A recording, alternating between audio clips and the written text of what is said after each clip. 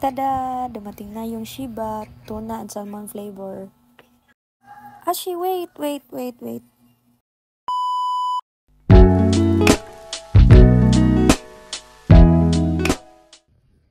Pagkadating pa lang ng order ko, tong food na to ay excited na talaga yung alagang pusa ko na si Ashi. Yes po, yan si Ashi. Ashi the cat.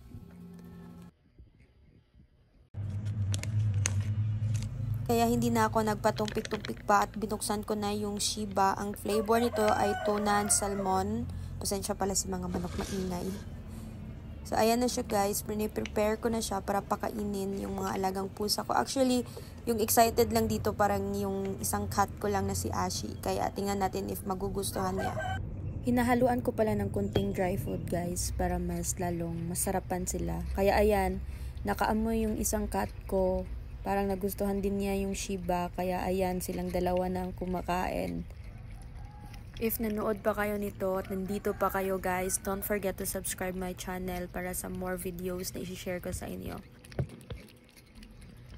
Para sa kaalaman nyo guys, itong Shiba na to ay walang artificial preservatives, no color, flavor, or colorant. And also, nakatutulong din to para ma-prevent or mapangalagaan yung urinary health ng alagang pusa nyo. Kaya naman isa to sa mga wet food na pinipili ko para sa mga alagang pusa ko kasi maraming magagandang reviews tungkol dito at napatunayan or proven at tested na kasi nakita nyo naman sa alagang pusa ko. So far, yung napansin ko na mini-maintain ko sila nito is yung balahibo nila is talagang nagsha-shine. Kaya naman, ito talaga minsan yung pinapakain ko sa kanila. Aside from other wet food. Pero ito yung one of the best talaga na kinakain nila. Kaya naman guys, if naghahanap kayo ng wet food, gusto nyong ipatry or ipakain sa alagang pusa nyo, ito talagang ma-recommend ko sa inyo guys, yung Shiba.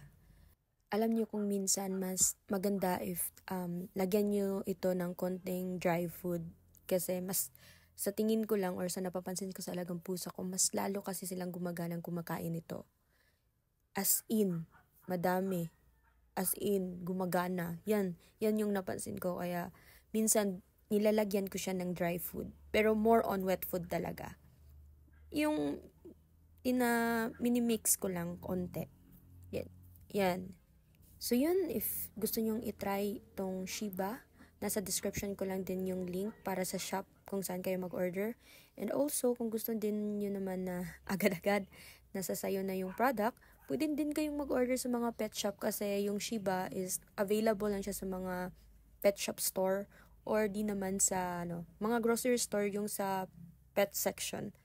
Ayan, so again, don't forget to subscribe my channel. Sana nagustuhan nyo tong video ko about sa review sa wet food na to. Sa more video pa or sa mga more video pa, patuloy lang kayong magtangkilik at antayan nyo lang yung mga susunod pa na video na i-upload ko dito sa YouTube channel ko. So, thank you again and have a nice day.